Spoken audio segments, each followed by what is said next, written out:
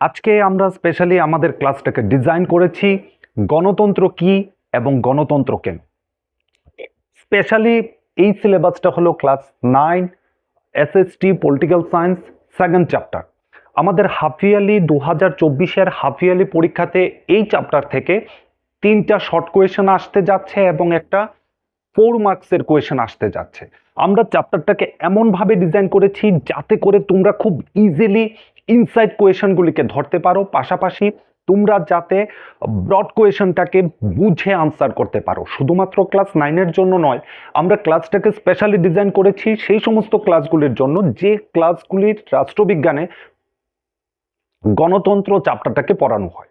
তো আমাদের ক্লাসটা আগের ক্লাসটা থেকে আমরা কম ডিউরেশনে শেষ করব এবং খুব ডিটেলসে আমরা সেটাকে শেষ করব এবং অ্যানালাইসিসের সময় যখন আমি প্রত্যেকটা পেজকে অ্যানালাইসিস করব, পেজ অ্যানালাইসিসের সময় তার মাঝখানে যে সমস্ত কোয়েশনগুলি আসতে পারে, যে সমস্ত কোয়েশনগুলি শর্ট কোয়েশনে আসতে পারে বা ব্রড কোয়েশনে আসতে পারে, ইন ডিটেলস আমরা সেটাকে অ্যানালাইসিস করব। 4 মার্কসের কোয়েশনের জন্য আমার এখানে দুটো কোয়েশনকে খুব বেশি ইম্পর্টেন্ট মনে হয়েছে, আমি যখন অ্যানালাইসিস করব সেটাকে বলে দেব। তো আমরা আমাদের ক্লাসে চলে যাই। আমাদের প্রথমে বলা হয়েছে গণতন্ত্র কি। জাস্ট এই পেজটাতে আমরা যদি একটু দেখি, জাস্ট আমাদের আগের চ্যাপ্টারটাকে এখানে রেফার করা হয়েছে। যেমন বলা হয়েছে, আমরা আগের চ্যাপ্টারটাতে পড়েছিলাম পিনুসির শাসন ক্ষমতার আগে এবং পরের চিলির মধ্যে পার্থক্যটা কি ছিল। তারপর বলা হয়েছে কমিউনিস্ট সরকারের পতনের পর পোল্যান্ডের শাসন ব্যবস্থার প্রকৃতি কেমন ছিল, এনক্রুমা সরকারের প্রথম দিকে ঘানার চিত্র কেমন ছিল। এই বিষয়গুলি আমাদেরকে ভাবিয়ে তোলে যে এই শাসন ব্যবস্থাগুলির ওই দেশে থাকার পরবর্তীকালে সরকারের শাসন ব্যবস্থাটার প্রকৃতিটার মধ্যে চেঞ্জ এসেছিল। মাচ মোর সেখানে সরকার পাবলিক সেন্ট্রিক হতে বাধ্য হয়েছিল, জনগণ সেন্ট্রিক হতে বাধ্য হয়েছিল। অ্যাকচুয়ালি কি জানো, গণতন্ত্র এবং গণতন্ত্র নয়, গণতন্ত্র এবং অগণতন্ত্রের মধ্যে প্রধান পার্থক্যটা হলো জনগণের অংশগ্রহণ এবং জনগণের নিয়ন্ত্রণ, খুব স্পেশালি সরকারের জনগণের প্রতি দায়বদ্ধতা। লাইক এজ আমাদের দেশে যদি এমন কোনো খিলজি বংশ বা তুগলক বংশ বা মুঘল বংশের শাসক এখন পর্যন্ত থেকে যেত, তাদের কিন্তু আমাদের কাছে কোনো ডিপেন্ডেন্সি ছিল না। মিনস আমরা যদি তাদেরকে অ্যাকসেপ্ট করি তারা শাসন ক্ষমতা চালিয়ে যাবে, না হলে চালাবে না, এই ধরনের কোনো ডিপেন্ডেন্সি কিন্তু তাহলে থাকতো না। যে শাসন ব্যবস্থার মধ্যে এই ধরনের ডিপেন্ডেন্সি তৈরি হয় সেই শাসন ব্যবস্থাকেই আমরা গণতন্ত্র হিসেবে বিবেচনা করব। পাশাপাশি গণতন্ত্রের আরো কতগুলি বৈশিষ্ট্য আছে এখানে বলা হয়েছে যে এই পার্থক্য রাষ্ট্রগুলির শাসন ক্ষমতার ভিত্তিতে আমরা গণতান্ত্রিক সরকার এবং অগণতান্ত্রিক সরকারের মধ্যে পার্থক্য নির্ণয় করতে পারি। এখন বলা হয়েছে কেন গণতন্ত্র হিসেবে আখ্যায়িত করব। এখানে বেসিক্যালি কয়েকটা পেপার কাটিং দেওয়া হয়েছে এবং তারপর একজন স্টুডেন্ট এবং একজন শিক্ষিকার মধ্যে কথোপকথনকে তুলে ধরা হয়েছে। আমরা ক্লাসটাকে রিডিউস করার স্বার্থে সেই কথোপকথনগুলিকে তুলে ধরছি না, আমরা ডিরেক্টলি টপিক অ্যানালাইসিসে চলে যাচ্ছি। এখানে বলা হয়েছে গণতন্ত্রের একটি সহজ সংজ্ঞা, কিভাবে গণতন্ত্রকে একটি সহজ সংজ্ঞায় সংজ্ঞায়িত করা যায়। এখানে বলা হয়েছে, দেখো, গণতন্ত্র হলো সরকারের একটি ধরন যেখানে শাসকগণ জনগণ কর্তৃক নির্বাচিত হন। তাহলে ইন জেনারেল ফার্স্ট আমরা বলতে পারি গণতন্ত্র বলতে আমরা সেই ধরনের শাসন ব্যবস্থাকে বলবো। তোমাকে শর্ট কোয়েশনে জিজ্ঞাসা করতে পারে, এখানে শর্ট কোয়েশন আসতে পারে, গণতন্ত্র কি ধরনের শাসন। তাহলে আমরা বলবো গণতন্ত্র হলো এমন ধরনের একটি শাসন ব্যবস্থা যেখানে শাসকগণ জনগণ কর্তৃক নির্বাচিত হয়। লাইক এজ আমাদের মুখ্যমন্ত্রী শ্রদ্ধেয় মানিক সাহা সরকারকে কিন্তু আমাদের দ্বারা নির্বাচিত হতে হয়েছে। আমরা ওনার পক্ষে ভোট দিয়েছি, ওনার দলের পক্ষে ভোট দিয়েছি, তার জন্য ওনার দলের যারা বিধানসভার সদস্যরা ছিলেন তারা নির্বাচিত হয়েছেন এবং তারা মুখ্যমন্ত্রীকে নির্বাচন করতে পেরেছেন। আমরা ওনাকে সাপোর্ট করেছি, তার জন্যই কিন্তু উনি নির্বাচিত হয়েছেন। মিনস তার শাসন ক্ষমতা আমাদের কাছে দায়বদ্ধ। উনার টেনিউর, উনি কতদিন শাসন, উনি কি পরের 5 বছর করবেন কি করবেন না, সেটা আমাদের কাছে দায়বদ্ধ। He is responsible to us. এরপর বলা হয়েছে এখানে যে এই যদি আমরা সংজ্ঞাটাকে ধরি, এই সংজ্ঞাটার মধ্যে যে গণতন্ত্র হলো সরকারের একটি ধরন যেখানে শাসকগণ জনগণ কর্তৃক নির্বাচিত হন, এই ডেফিনেশনটার মধ্যেও কয়েকটা জায়গাতে একটু সীমাবদ্ধতা থেকে যায়। এই ডেফিনেশনটাকে আমরা ধরে একটু যদি ডিটেলসে অ্যানালাইসিস করি, তার মধ্যে আমরা দেখব শুধু এইটুকুকেই আমরা গণতন্ত্র বলতে পারি না, আমরা শুধু এইটুকুকেই গণতন্ত্র বলবো না, এইগুলির পাশাপাশি আমাদেরকে আরো কতগুলি বৈশিষ্ট্য বুঝতে হবে। যেমন দেখো, এটা অবশ্যই তোমাকে এখানে বলা হয়েছে যে মায়ানমারের যে সামরিক শাসন জনগণ কর্তৃক নির্বাচিত নয়, সামরিক নিয়ন্ত্রণে ঘটিত। তো সেই পার্থক্যের ভিত্তিতে আমরা এটাকে গণতন্ত্র বলবো না। এই ডেফিনেশনের ভিত্তিতে যদি আমরা বলি যেখানে শাসকগণ জনগণ কর্তৃক নির্বাচিত হয় এমন একটা শাসন ব্যবস্থাই হলো গণতন্ত্র, তাহলে কিন্তু মায়ানমারের যে সামরিক শাসক ছিল তিনি কিন্তু মায়ানমারের জনগণ কর্তৃক নির্বাচিত হননি। সরকার গঠনের ক্ষেত্রে জনগণের কোনো মতামত ছিল না। তারপর আমাদের বলা হয়েছে আমরা যদি পিনুসির শাসন ক্ষমতাকে দেখি, পিনুসির শাসন ক্ষমতাও কিন্তু জনগণ কর্তৃক প্রতিষ্ঠিত হয়নি। পিনুসি নিজেকে একজন শাসক হিসাবে ডিক্লেয়ার করেছিলেন। ওই ডিক্লারেশনের পেছনে, পিনুসির শাসক হওয়ার পেছনে জনগণের কোনো ভূমিকাই ছিল না। সো ওই ডেফিনেশনের ভিত্তিতে, এই ডেফিনেশনের ভিত্তিতে আমরা কিন্তু একে মায়ানমারের সামরিক শাসককে বা পিনুসির সরকারকে গণতন্ত্র বলবো না। তারপর আমাদেরকে বলা হয়েছে আমরা যদি আরো কতগুলি ডেফিনেশন দেখি, আরবের যিনি রাজা হন তিনিও কিন্তু জনগণ কর্তৃক নির্বাচিত নন। তো আমাদেরকে যদি প্রশ্ন করা হয় যে মায়ানমারের সামরিক শাসন বা পিনুসির একনায়কতান্ত্রিক শাসন বা আরবের রাজা কেন গণতান্ত্রিক নন, তাহলে আমাদের উত্তর হবে কি যে এই শাসকগণ কিন্তু সেই দেশের জনগণ কর্তৃক নির্বাচিত ছিলেন না, তার জন্য আমরা তাদেরকে গণতান্ত্রিক সরকার বলবো না। এখানে আমাদেরকে গণতন্ত্রের কতগুলি বৈশিষ্ট্যকে ক্রিটিক্যালি অ্যানালাইসিস করা হয়েছে। টেক্সট বই পেজ নাম্বার এটা হবে 25। এখানে গণতন্ত্রের কতগুলি ডেফিনেশনকে খুব ক্রিটিক্যালি অ্যানালাইসিস করা হয়েছে। যেমন ধরো, এখানে বলা হয়েছে যে গণতন্ত্র হলো সরকারের এমন একটি ধরন যেখানে শাসকগণ জনগণ দ্বারা নির্বাচিত হয়। এই সংজ্ঞার দ্বারা আমরা গণতন্ত্রের আলোচনাকে শুরু করেছিলাম। এই সংজ্ঞাটাকে যদি আমরা একটু ডিটেলসে অ্যানালাইসিস করি তাহলে দেখো এখানে আমাদের আসবে যে এই সংজ্ঞা অনুযায়ী শাসকবর্গ কারা, কারা শাসন করবেন। তারপর বলা হয়েছে যারা শাসন করবেন তাদের নির্বাচনের পদ্ধতিটা কি হবে। এই ক্রাইটেরিয়াগুলির ভিত্তিতে আমরা কিন্তু গণতন্ত্রকে আলটিমেটলি অ্যানালাইসিস করব। পৃথিবীর ম্যাক্সিমাম দেশের সরকারই কিন্তু নিজেদেরকে গণতান্ত্রিক সরকারই দাবি করেন, প্রত্যেকে নিজেকে গণতান্ত্রিক দাবি করেন, কিন্তু তাদের গণতন্ত্রের আড়ালে একটা অগণতন্ত্রের বাতাবরণ থেকে যায়, অগণতান্ত্রিক পদ্ধতি থেকে যায়। তারা নিজেদেরকে গণতান্ত্রিক, যেমন তুমি উত্তর কোরিয়ার কিম জং উং এর কথা শুনেছ, সেখানেও কিন্তু নির্বাচন হচ্ছে। তুমি রাশিয়ার সরকারের কথা শুনেছো, তুমি চীন কমিউনিস্ট পার্টির কথা শুনেছো, সেখানেও কিন্তু গণতন্ত্র বলছে, তারা বলছে যে আমরা গণতান্ত্রিক, কিন্তু তাদের যে পদ্ধতি কৌশলগুলি আছে ওই ডেফিনেশনে যদি আমরা যাই যেখানে শাসকগণ জনগণ কর্তৃক নির্বাচিত হবে, তারা কিন্তু নিজেদেরকে জনগণ কর্তৃক নির্বাচিতই দাবি করেন, কিন্তু এই টোটাল কাঠামোটার মধ্যে কতগুলি গ্যাপ থেকে যায়, যে গ্যাপগুলি আমরা এখানে ইন ডিটেলস অ্যানালাইসিস করব। জাস্ট শুধু গণতন্ত্র ডিক্লেয়ার করলেই গণতন্ত্র হবে না, সেখানে গণতান্ত্রিক কাঠামো থাকতে হবে। প্রথম কাঠামোতে বলা হয়েছে কি যে কারা শাসন করবেন, কারা শাসন করবেন, আমরা এই জিনিসটাতে স্ট্রেস করব। চ্যাপ্টার অ্যানালাইসিসে আমরা কিন্তু ইন এক্সাম্পল, ইন ডিটেলস আমরা সেটাকে অ্যানালাইসিস করব। নেক্সট বলা হয়েছে যারা শাসন করবেন তারা কি পদ্ধতিতে নির্বাচিত হবেন, যে ভোটের পদ্ধতিতে নির্বাচিত হবেন সেই ভোটটা কি পদ্ধতিতে হবে। নেক্সট বলা হয়েছে জনগণের কোনো অংশ দেশের শাসক শ্রেণী নির্বাচিত করতে পারে অথবা নিজের শাসক হিসেবে নির্বাচিত হতে পারে। এই অধিকার কি সকল নাগরিকের জন্য সমানভাবে প্রযোজ্য হওয়া উচিত? গণতান্ত্রিক শাসন ব্যবস্থার স্বার্থে গণতন্ত্র যদি আমরা বলতে চাই, সেখানে কিন্তু নাগরিক অধিকার অতি আবশ্যক। এমন অনেকগুলি দেশ আছে যারা নিজেদেরকে গণতন্ত্র বলে, কিন্তু নাগরিকদের এই অধিকার নেই যে তারা গণতন্ত্র প্রতিষ্ঠা করতে পারে। সেই রাষ্ট্রের এক্সাম্পল সহ আমাদের এই চ্যাপ্টারে বলা হয়েছে। সর্বশেষ গণতান্ত্রিক সরকার, সর্বশেষ কি ধরনের সরকারকে গণতান্ত্রিক সরকার বলা যায় সেটিও আমরা অ্যানালাইসিস করব। সো এই প্রশ্নগুলিকে আমরা চ্যাপ্টার প্রত্যেকটা দেশের এক্সাম্পল সহ অ্যানালাইসিস করব। সো ফার্স্ট আমাদের বলা হয়েছে নির্বাচিত নেতৃবৃন্দ কর্তৃক গৃহীত প্রধান সিদ্ধান্ত সমূহ।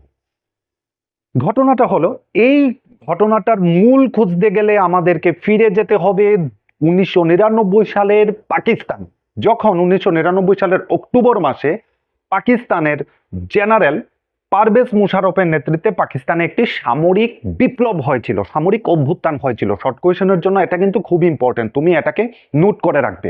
কখন পাকিস্তানে পারভেজ মুশারফের নেতৃত্বে সামরিক অভ্যুত্থান হয়েছিল, বা তোমাকে প্রশ্ন করতে পারে 1999 সালের অক্টোবর মাসে কোন সামরিক জেনারেলের নেতৃত্বে পাকিস্তানে সামরিক অভ্যুত্থান ঘটেছিল।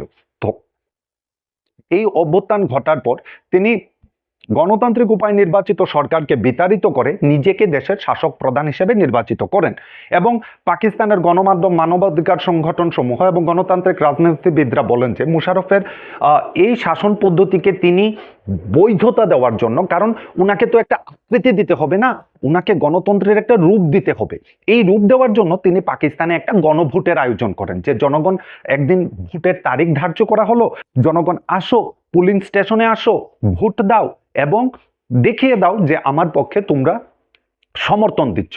তো ঘটনা হলো কি, তিনি কিন্তু নির্বাচন করেছিলেন এবং 2002 সালে সেই নির্বাচন হয়েছিল। 1999 থেকে 2002 পর্যন্ত কোনো নির্বাচন হয়নি। 2002 সালে পাকিস্তানে একটা গণভোটের ব্যবস্থা করা হয়। তো গণভোট জিনিসটা কি আমি একটু বলি। যখন আমাদের কোনো নির্বাচনের দিন ধার্য করা হয়, সেই নির্বাচনের দিনে আমরা সকল ভোটদাতারা যাই এবং সেখানে ভোট দেই, আমাদের পছন্দের প্রার্থীকে ভোট দিই। কিন্তু পারভেজ মুশারফের নেতৃত্বাধীন পাকিস্তানের মতো এমন কতগুলি দেশে একটা সরকারকে সরিয়ে দিয়ে আরেকজন নিজেকে দেশের শাসক প্রধান হিসেবে ঘোষণা করে দেন। তারপর তিনি এটা প্রমাণ করতে চান যে আমি তো জনগণের ইচ্ছাতেই নির্বাচিত হয়েছি।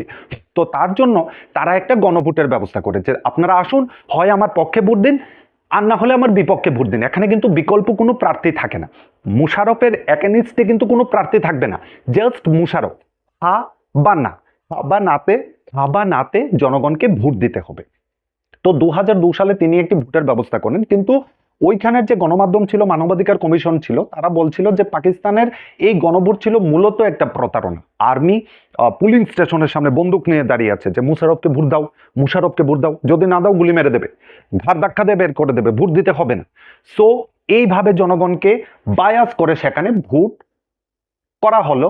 তো এইভাবে যদি ভোট করা হয়, সেটাকে কি আমরা নিরপেক্ষ নির্বাচন বলবো? সেটাতে কি একটা জনগণের কাছে কি এই অধিকার ছিল যে তারা নিরপেক্ষভাবে পারভেজ মুশারফের পক্ষে বা বিপক্ষে ভোট দিতে পারবে? তারপরের সেম ঘটনাটা ঘটেছে আপনার পোল্যান্ডে, সোভিয়েত ইউনিয়ন ইরাকের ক্ষেত্রে আমেরিকার সামরিক অভ্যুত্থান, সামরিক ভূমিকার কথা আমরা লক্ষ্য করি। সেম ঘটনাটা আমরা লক্ষ্য করতে পারছি পোল্যান্ডের মধ্যে, যখন পোল্যান্ডে এবং সোভিয়েত ইউনিয়নে এবং ইরাকের ক্ষেত্রে তিনটি দেশের কথা এখানে বলা হয়েছে। এই তিনটি দেশে কি হলো, আমেরিকা যখন সেখানে ইন্টারভেন্ট করলো, ইরাকের মধ্যে স্পেশালি আমেরিকা যখন ইন্টারভেন্ট করলো, আমেরিকা কি করলো, সাদ্দাম হোসেন সরকারকে সরিয়ে দিল এবং তাদের পছন্দ মতো একজন ব্যক্তিকে সরকারে বসিয়ে দিল। সো এই পরিস্থিতিতে এই আলোচনা থেকে আমরা এটা বলতে পারি যে গণতন্ত্রের প্রথম বৈশিষ্ট্য যেটা আমরা বলেছিলাম, গণতন্ত্রের চূড়ান্ত সিদ্ধান্ত নেওয়ার ক্ষমতা অবশ্যই জনগণ কর্তৃক নির্বাচিত প্রতিনিধিদের হাতে থাকা উচিত। এই সমস্ত দেশগুলিতে কিন্তু জনগণ কর্তৃক নির্বাচিত প্রতিনিধিদের হাতে সরকার নির্বাচনের কোনো ক্ষমতাই ছিল না। তো এখানে পাকিস্তানের আরো কথা বলা হয়েছে, আরো পেজ নাম্বার 26, এখানে বলা হয়েছে যে পাকিস্তানে 2002 সালে যখন গণভোট হলো, গণভোট হওয়ার পর সেখানে আবার পারভেজ মুশারফের সরকার প্রতিষ্ঠিত হলো। হওয়ার পর তিনি কিন্তু প্রত্যেকটা রাজ্যের যে আইনসভা ছিলেন সেই আইনসভাগুলিরও নির্বাচন করিয়েছিলেন এবং কেন্দ্রের জন্য একটি আইনসভা নির্বাচন করিয়েছিলেন। কিন্তু দেখা গেল কি, যে পাকিস্তানে নির্বাচন আছে, নির্বাচনে প্রতিনিধিদের হাতে কিছু ক্ষমতা দেওয়া হয়েছে, যারা নির্বাচিত হয়েছিল তাদের কাছে কিছু ক্ষমতা দিয়েছিল, কিন্তু বাস্তবিক ক্ষেত্রে দেখা গেল যে সমস্ত ক্ষমতা সামরিক আধিকারিক এবং জেনারেল পারভেজ মুশারফের হাতেই থেকে গেল। লোক দেখানো সেখানে কিছু ব্যক্তিকে নির্বাচিত করা হলেও বাস্তবিক পক্ষে তাদের হাতে কোনো ক্ষমতাই ছিল না। সো এই ধরনের শাসন ব্যবস্থাকে আমরা গণতান্ত্রিক বলতে পারি না। নেক্সট আমরা বলবো স্বাধীন এবং দুর্নীতিমুক্ত নির্বাচন ব্যবস্থা, যে জনগণ শাসককে নির্বাচিত করুক, জনগণ যখন নির্বাচিত করবে তখন সেটাকে আমরা গণতান্ত্রিক বলবো। কিন্তু বাস্তবিক পক্ষে দেখা গেল এই যে নির্বাচনের পদ্ধতিটা আছে, এই যে নির্বাচনের ধরনটা আছে, তার মধ্যেই যদি দুর্নীতি চলে যায়, শস্যের মধ্যেই যদি ভূত থাকে, তাহলে ভূত তাড়াবে কে? সেই ঘটনার মূল খুঁজতে গেলে আমাদেরকে চলে যেতে হবে চীনের রাষ্ট্রীয় আইনসভার গঠন কাঠামোর মধ্যে। চীনের রাষ্ট্রীয় আইনসভার নাম কি? শর্ট কোয়েশনের জন্য খুবই ইম্পর্টেন্ট, ন্যাশনাল পিপলস কংগ্রেস। চীনের রাষ্ট্রীয় আইনসভায় প্রত্যেক বছর ৩,০০০ জন সদস্য চীনের বিভিন্ন প্রান্ত থেকে নির্বাচিত হন, যাদের কাজ হলো চীনের রাষ্ট্রপতিকে নির্বাচিত করা। ৩,০০০ জন নির্বাচিত সদস্যের মধ্যে কিছু সদস্য সেনাবাহিনী থেকেও নির্বাচিত হন।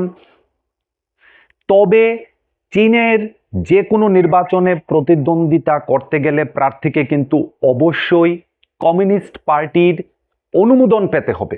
কমিউনিস্ট পার্টির অনুমোদন ছাড়া চীনের কোনো দলই নির্বাচনে অংশগ্রহণ করতে পারে না। 2002 সালে যখন নির্বাচন অনুষ্ঠিত হলো, তখন শুধুমাত্র কমিউনিস্ট পার্টি এবং তার জোট সঙ্গী 8টি দলের সদস্যরাই নির্বাচনে প্রতিদ্বন্দ্বিতা করতে পেরেছিল।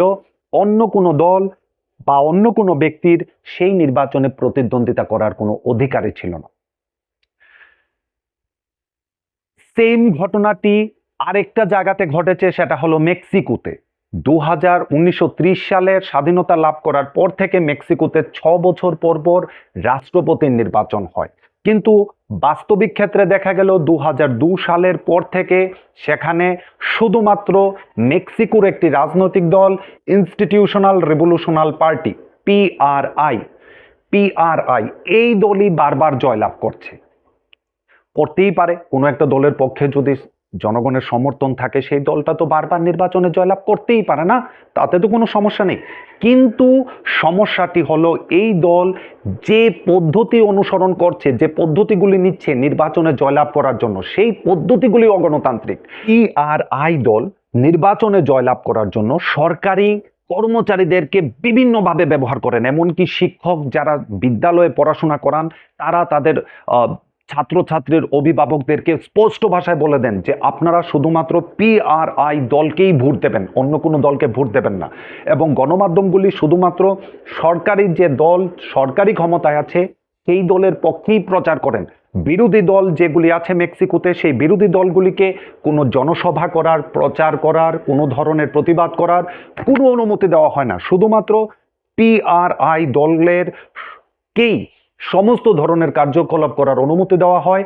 বিরোধী কোনো দলের প্রার্থী বা বিরোধী কোনো ব্যক্তি যদি নির্বাচনে প্রতিদ্বন্দ্বিতা করতে যায়, তাহলে সমস্তভাবে তাকে নিয়ন্ত্রণ করা হয়। সরকার নিয়ন্ত্রণ করে, সরকার প্রত্যক্ষভাবে বিরোধী দলগুলিকে নিয়ন্ত্রণ করতে চায়। সো যেখানে নির্বাচন ব্যবস্থার মধ্যে এই ধরনের পক্ষপাতিত্ব আসবে, সেই পক্ষপাতমূলক নির্বাচিত রাজনীতিকে আমরা গণতান্ত্রিক রাজনীতি বলে নির্দেশিত করতে পারি না। নেক্সট আমাদের বলা হয়েছে এক ব্যক্তি এক ভোট। প্রত্যেকটা ব্যক্তির ভোটের মূল্য সমান হবে, এটাই গণতন্ত্রের মূলনীতি। কিন্তু দেখা গেল কি, সৌদি আরবে মহিলাদের ভোটাধিকার নেই।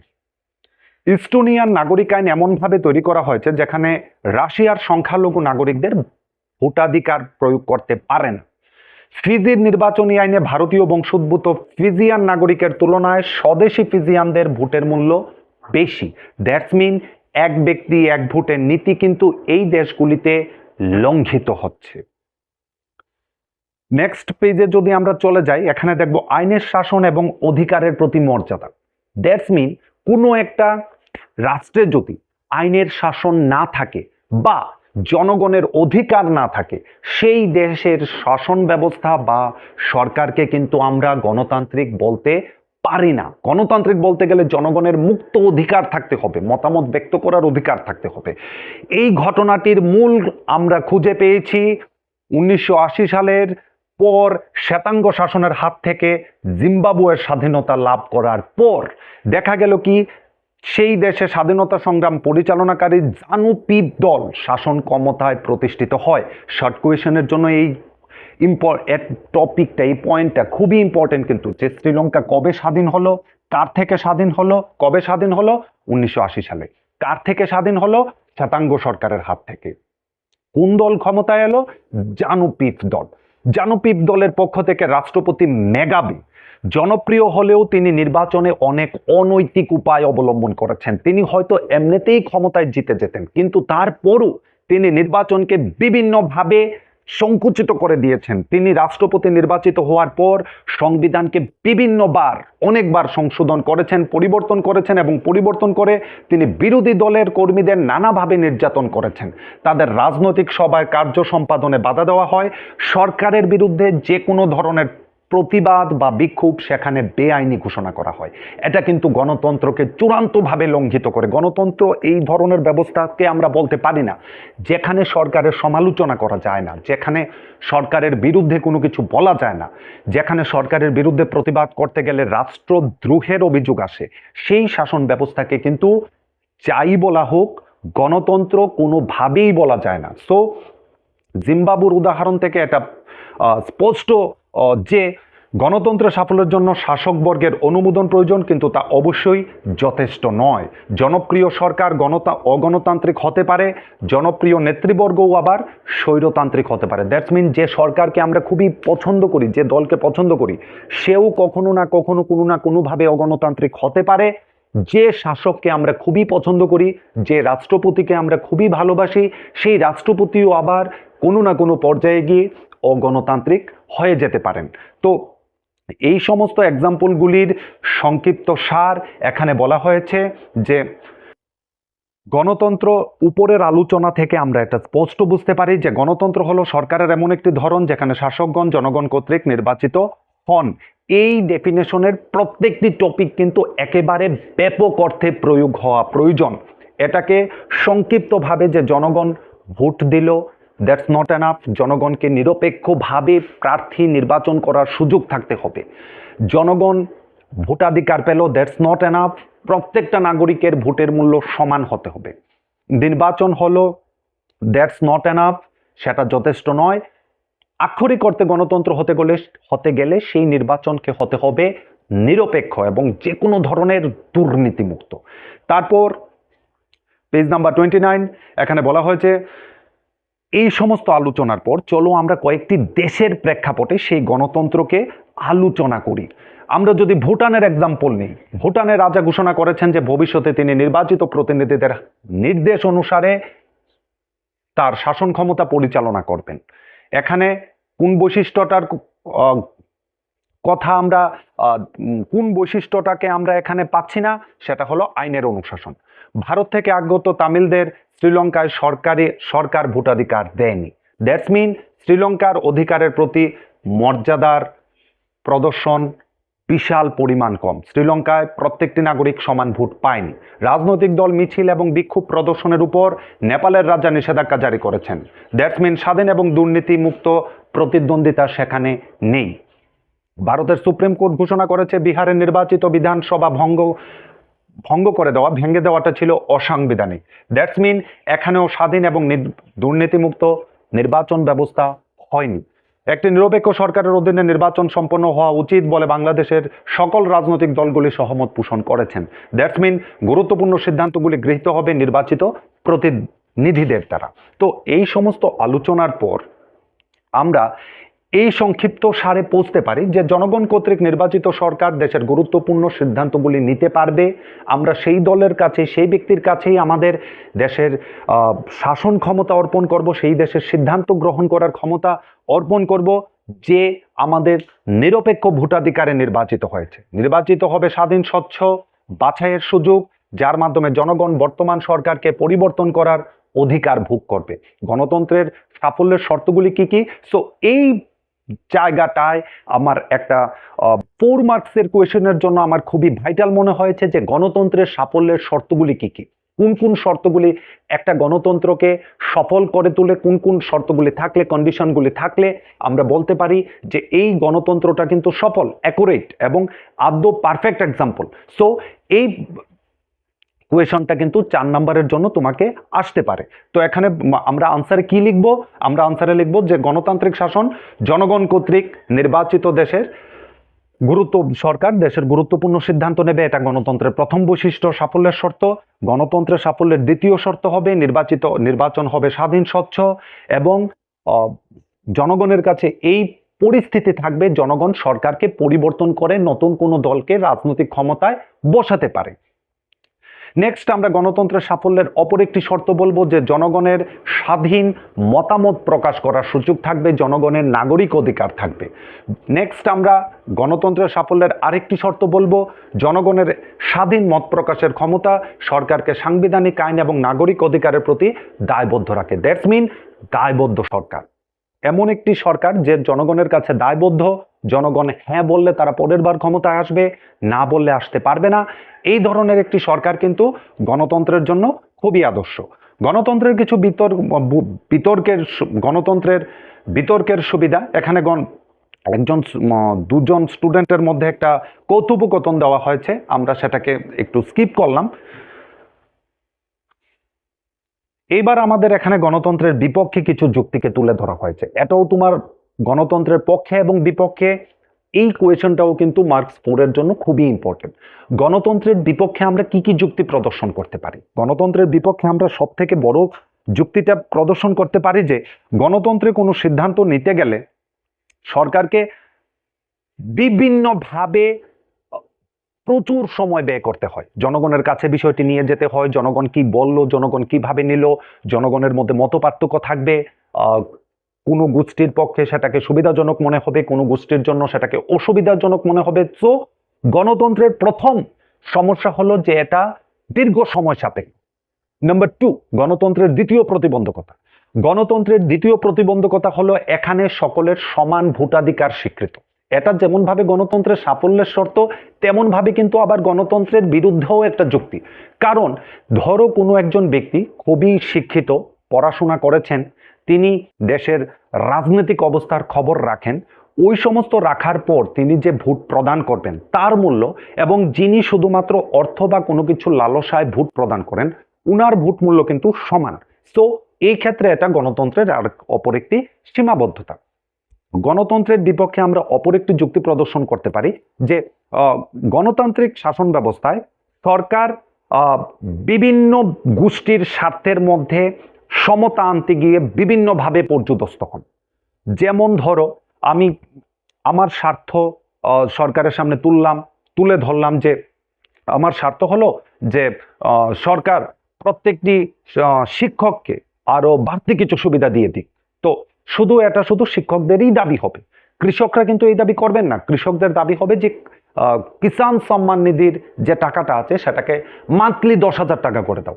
সো জনগণ বিভিন্ন মহল থেকে দাবি তুলবে, সরকারকে সেগুলির মধ্যে একত্রীকরণের ক্ষেত্রে কিন্তু বিশাল সমস্যা তৈরি হয়। সো এইগুলিকে আমরা গণতন্ত্রের বিপক্ষে যুক্তি বলবো। এবার বলা হয়েছে খুব সুন্দর একটা এক্সাম্পল, গণতন্ত্রের সপক্ষে আমরা কি যুক্তি উত্থাপন করব।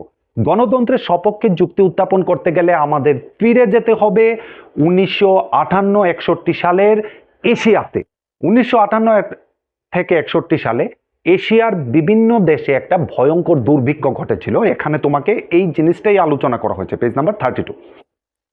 বলা হয়েছে এই সময় যে দুর্ভিক্ষ হয়েছিল সেই দুর্ভিক্ষ কিন্তু চীনে হয়েছিল, ভারতেও হয়েছিল, কিন্তু চীনে এমন কোনো গণতান্ত্রিক কাঠামো নেই যেখানে সরকার খুব গুরুত্বপূর্ণভাবে খুব ব্যাপক শক্তি দিয়ে দুর্ভিক্ষকে নিয়ন্ত্রণ করে জনগণের কাছে পপুলার হবে, এমন সুবিধা কিন্তু চীনের মধ্যে নেই। কারণ গণতন্ত্রের ব্যবস্থা হলো জনগণের কাছে সরকারের দায়বদ্ধতা। সরকার যদি দায়বদ্ধ না থাকে, সরকার কি ভাববে যে হয় যাক আমার কি, আমি তো পরের বার এমনিতেই আবার ক্ষমতায় আসব। তো চীনের ক্ষেত্রে কিন্তু একদলীয় ব্যবস্থা থাকার কারণে সরকার সেখানে এটিকে যথাসম্ভব শক্তি দিয়ে নিয়ন্ত্রণ করেনি। ফলস্বরূপ চীনে প্রচুর মানুষ মারা গিয়েছিল। চীনের এই ভয়ঙ্কর দুর্ভিক্ষ কিন্তু পার্শ্ববর্তী দেশ আমাদের ভারতবর্ষে সেইরূপ প্রভাব বিস্তার করেনি, কারণ ভারত খুব শক্তভাবে খাদ্য সুরক্ষা আইনকে প্রয়োগ করেছে। ভারত সেই সময় আমেরিকা থেকে খাদ্য আমদানি করেছে। এই পরিস্থিতিটাকে ভারত যেমনভাবে কন্ট্রোল করতে পেরেছিল, চীন কিন্তু তেমনভাবে কন্ট্রোল করতে পারেনি, কারণ ভারতে একটি গণতান্ত্রিক শাসন ব্যবস্থা প্রতিষ্ঠিত। যদি সরকার শক্তভাবে সেটাকে কন্ট্রোল না করে, জনগণ সরকারকে ভোট দেবে না, বিরোধী কোনো দল ক্ষমতায় চলে আসবে। তো তার জন্য সরকার ভারতের মধ্যে যতটা সফল হয়েছিল এটাকে নিয়ন্ত্রণ করতে গিয়ে, চীনের সরকার কিন্তু সেই ক্ষেত্রে ততটা সক্ষম হয়নি।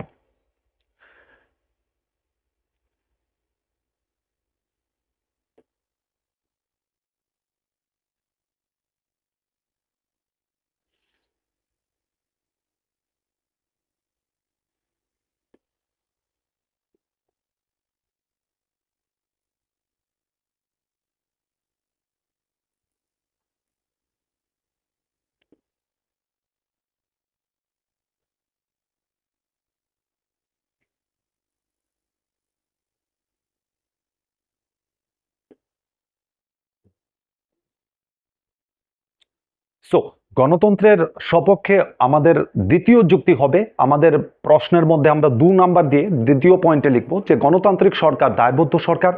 দায়বদ্ধ সরকার জনগণের স্বার্থকে যে পরিমাণ গুরুত্ব দেয়, যে সরকারের দায়বদ্ধ নেই সেই সরকার সেই পরিমাণ গুরুত্ব দেবে না। 3 নাম্বার পয়েন্ট আমাদের হবে গণতান্ত্রিক সরকার হলো জনগণ সাপেক্ষ সরকার, জনগণের পক্ষের সরকার, কারণ গণতান্ত্রিক সরকারের পক্ষে জনগণের সাপোর্ট কাজ করে, জনগণ সরকারকে সাপোর্ট করে থাকে। এখানে জনগণ সরকারের যদি নিরপেক্ষভাবে সরকার পরিবর্তন করার সুযোগ পায় তাহলে কিন্তু জনগণ খুব ইজিলি সরকারের বিরুদ্ধে বিদ্রোহ করবে না। বাংলাদেশে যদি অবাধ এবং নিরপেক্ষ নির্বাচন হতো, শেখ হাসিনা সরকারের কিন্তু 5 আগস্টের এই কঠিন প্রতিবন্ধকতার সম্মুখীন হতে হতো না। তা উনাকে কিন্তু বাংলাদেশ থেকে পালিয়ে ভারতে আসতে হতো না। ভারতের মধ্যে কোনো প্রাইম মিনিস্টারকে কিন্তু আজ পর্যন্ত পালিয়ে যেতে হয়নি বা সরকারকে এই ধরনের কোনো বিরোধের সম্মুখীন হতে হয়নি, কারণ ভারতের গণতান্ত্রিক ব্যবস্থায় নির্বাচনকে নিরপেক্ষ রাখা হয়েছে। সো এই হবে আমাদের গণতন্ত্রের পক্ষের যুক্তি। এই কোয়েশনগুলিকে একটু ভালো করে দেখবে। নেক্সট আমাদের এখানে বলা হয়েছে পেজ নাম্বার 34 যে বৃহত্তর অর্থে আমরা গণতন্ত্র কাকে বলবো, একুরেট গণতন্ত্রের পিউরেস্ট ফর্ম আমরা কোন ব্যবস্থাটাকে বলবো, কোন শর্তগুলি থাকলে আমরা এটাকে পিউরেস্ট ফর্ম বলতে পারি। সো গণতন্ত্রের পিউরেস্ট ফর্ম আমরা বলবো যে এখানে কয়েকটি টপিক তোমাকে আলোচনা করা হয়েছে। টপিকগুলি চলো একটু পড়ে দেখি।